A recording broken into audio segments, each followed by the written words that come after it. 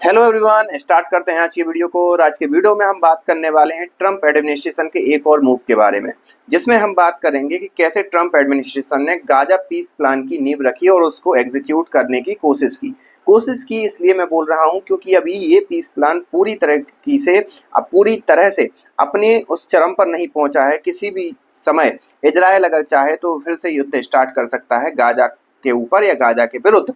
तो ये सारी चीजें अभी निकल गई, लेकिन इस युद्ध की एक सबसे बड़ी बात ये है कि जो इजराइल के नागरिक थे वो इजराइल के नागरिक हमास ने वापस कर दिए। उसमें कुछ हजार कैदी भी छोड़े गए, जिन्हें आप कैदी कह लो, फिलिस्तीनी कह लो या गाजा पट्टी के नागरिक कह लो, जो भी कहना हो आप कह सकते हो। लेकिन कुछ ऐसे लोग छोड़ दिए गए क्योंकि जो गाजा की भाषा में या हमास की भाषा में कहें तो वो लोग वहाँ के नागरिक हैं, और अगर इजराइल की भाषा में कहें तो वो कुछ स्पाई कर रहे थे इजराइल को, या एक प्रकार से हमास के सैनिक थे। तो ये अलग अलग टर्म है, अलग अलग कॉइन है, आप अकॉर्डिंगली इस चीज को ले सकते हैं। तो इसमें हुआ क्या कि दोनों ने एक्सचेंज किए, लगभग हजार के समथिंग कुछ हजार कैदी शेयर किए गए हमास इजराइल के द्वारा हमास के लिए, और हमास के द्वारा जितने भी इजरायली बंधक हुए थे वो हो गए। लेकिन इसमें एक कैच है, इसमें इजराइल को फायदा इसलिए हुआ क्योंकि इजराइल पर एक जो वहां के प्रधानमंत्री हैं, वर्तमान प्रधानमंत्री तत्कालीन कह सकते हैं क्योंकि उनका एक्सटेंशन हुआ था इसलिए मैं तत्कालीन कह रहा हूं।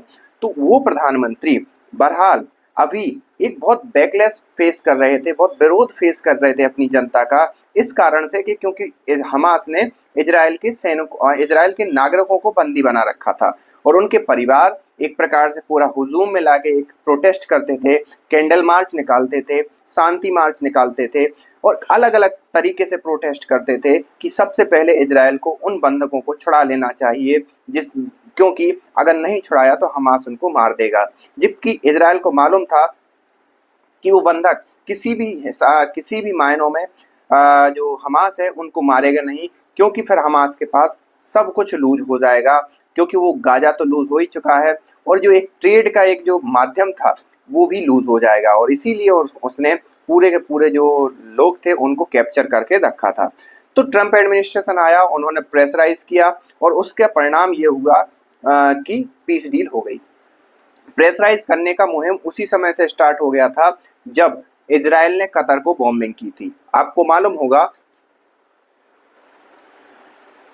कतर एक ऐसा राष्ट्र है जिसे अमेरिका ने खुद सुरक्षा प्रदान कर रखी है, और अमेरिका ही इजराइल का सपोर्टर भी है। बगैर अमेरिका के इजराइल सपोर्ट नहीं करता, इजराइल गाजा के ऊपर कुछ नहीं कर सकता था।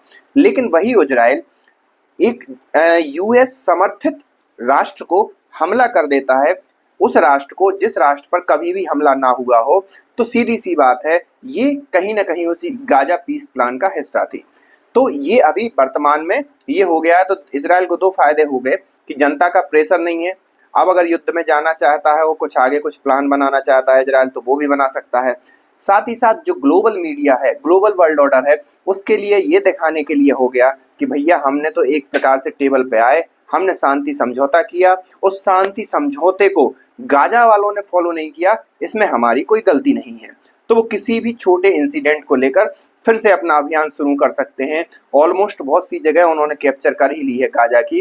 वो बात अलग है कि वो उस डील का हिस्सा है या नहीं है, लेकिन वर्तमान परिस्थिति अगर देखें गाजा की, तो उसमें गाजा में जो हमास एडमिनिस्ट्रेशन है या हमास के लोग हैं, वो दूसरी अलग अलग पॉलिटिकल पार्टी जो वहां पर थे या पॉलिटिकल ग्रुप थे जो हमास को पसंद नहीं करते थे, उनका एग्जीक्यूशन स्टार्ट कर दिया है।